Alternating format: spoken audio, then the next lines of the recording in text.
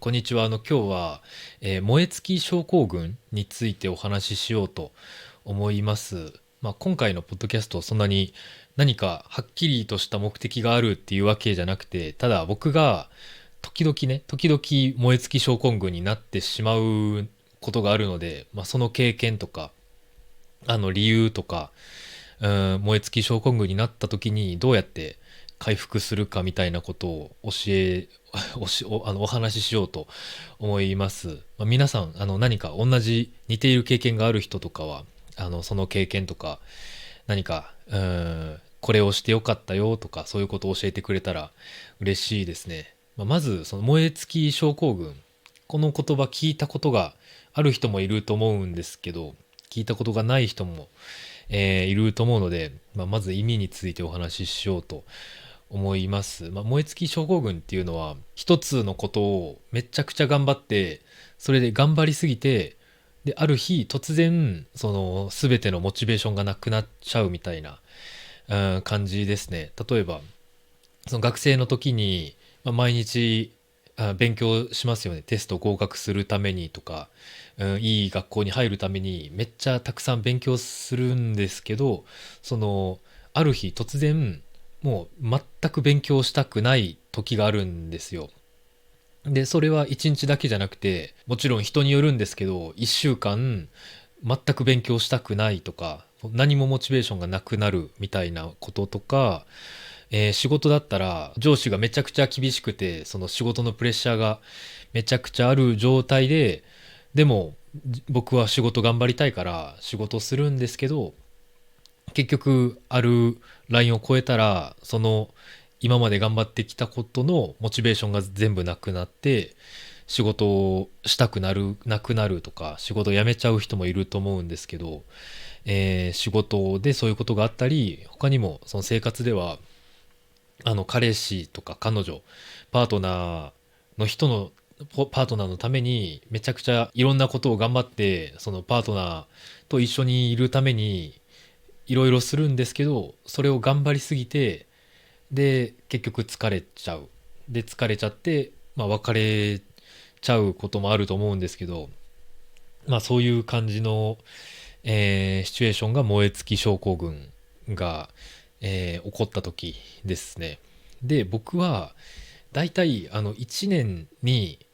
2回ぐらい、時々3回ぐらい、この燃え尽き症候群が起こるんですよね。で、僕が起こるシチュエーションっていうのは、めちゃくちゃ僕仕事をするんですよ。一日何時間、日によってもちろん違うんですけど、長い時間仕事してて、で、仕事しすぎてご飯食べなかったり、ちょっと寝る時間が少なくなったりすることもあるんですよね。で、それと、あと、これは仕事だけじゃないんですけど、自分の生活でも、あんまりノーって言えないんですよね。なんか、友達でも、その仕事でも、流星これしてよとか、これしてくれないって言われたら、なんか断れない性格なんですよね。その人のために何かしてあげたいとか、そういうことを思うので、あんまりできないですとか、無理ですってあんまり言えなくて、ちょっと自分のキャパシティより上のことを頼まれても、なんか分かりましたって言って、とりあえず頑張るんですよ。で、とりあえず頑張って、で、ずっと仕事してるんですけど、ある時、急に、その、仕事のモチベーションとか、頑張るモチベーションがなくなって、何もしたくなくなる時があるんですよ。うん。これが1年に2回ぐらいあって、で、多分、初めて燃え尽き症候群があったのが、多分、大学生ぐらいの時、18歳とか19歳ぐらいの時に、僕その時から仕事をしてたんですけど、やっぱり仕事を始めると頑張っちゃうんですよ。僕ができないこともできるようになりたいって思って、とりあえずやってみる。とりあえず頑張ってみると、案外できたりすることもあるので、とりあえずやってみるんですけど、そういう頑張る時間が長ければ長いほど、燃え尽き症候群になっちゃう可能性も高くなると思うんですよね。でも今は1年に2回ぐらい燃え尽き症候群になるって、分かってるので、もなんかモチベーションがなくなった時には、ああ、もう今は燃え尽き症候群になったというか、今そのフェーズだからちょっと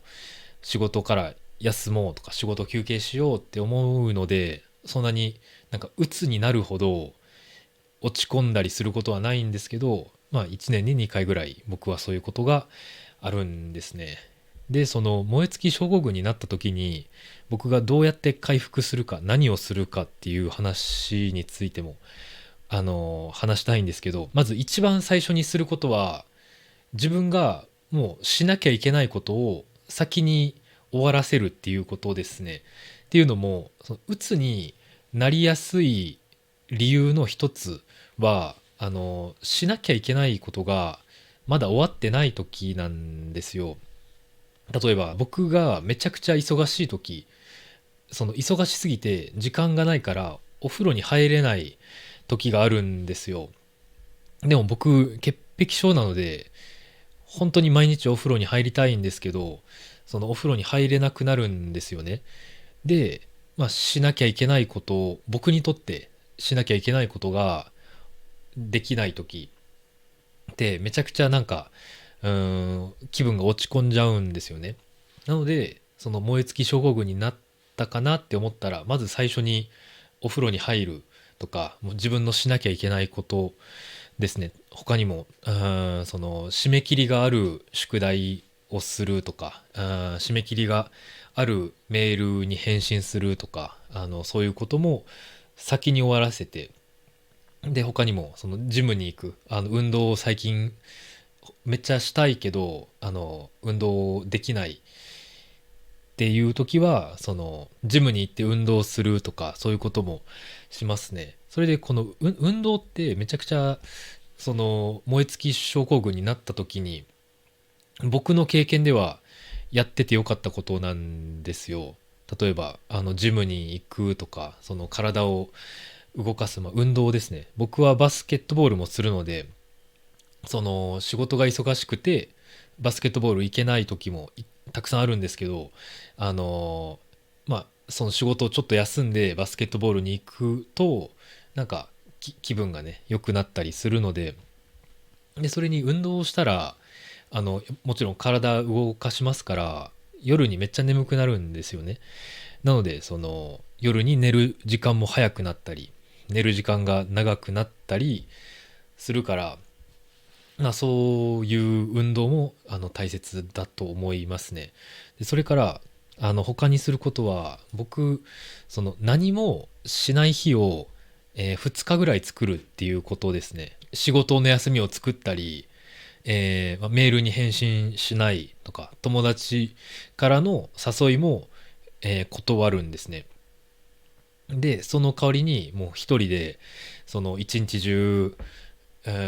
アニメ見るとか、一日中寝る、一日中ゲームする、まあそういうことをすると、僕の場合は回復することが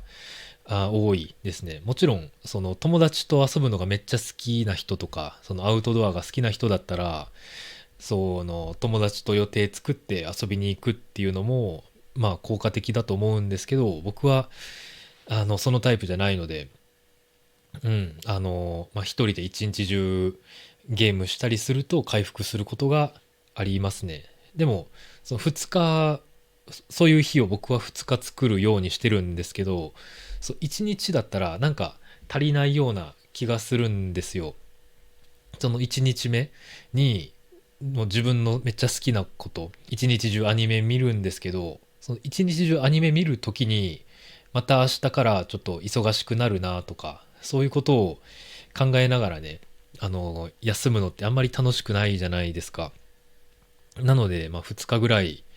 がちょうどいいんじゃないですかね。まあ、もちろん時間がある人だったら3日4日作ってもいいと思うんですけどね。まあ、これが燃え尽き症候群になった時、僕がすることなんですけど、その燃え尽き症候群に、どんな人がなりやすいかっていうのも、僕ちょっと調べたんですけど、あの、完璧主義者の人って結構燃え尽き症候群になりやすいらしいですね。例えば仕事だったら、その、パワーポイント作るっていう仕事があるときに、もう最初のページから最後のページまで本当に綺麗に終わらせる、本当に完璧に終わらせたりする人は、なんかもう頑張りすぎちゃって、その頑張りすぎてあるラインを超えると、モチベーションがなくなるっていう感じですかね。僕は完璧主義者じゃないと思うんですけど、でもできるだけ自分が頑張りたいと思うタイプなので、ちょっと当てはまってるんじゃないですかね。僕もね。他には、他の人のために、いろいろする人、いろんなことをする人ですね。これは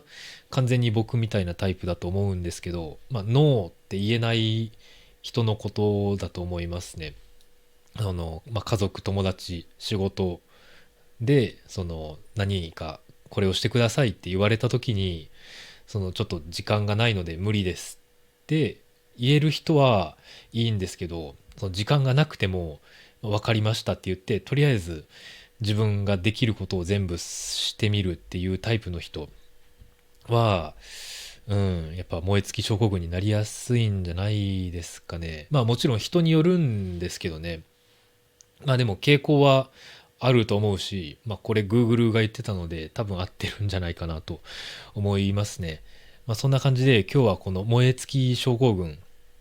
僕が1年に2回ぐらい燃え尽き症候群になっちゃうっていうお話を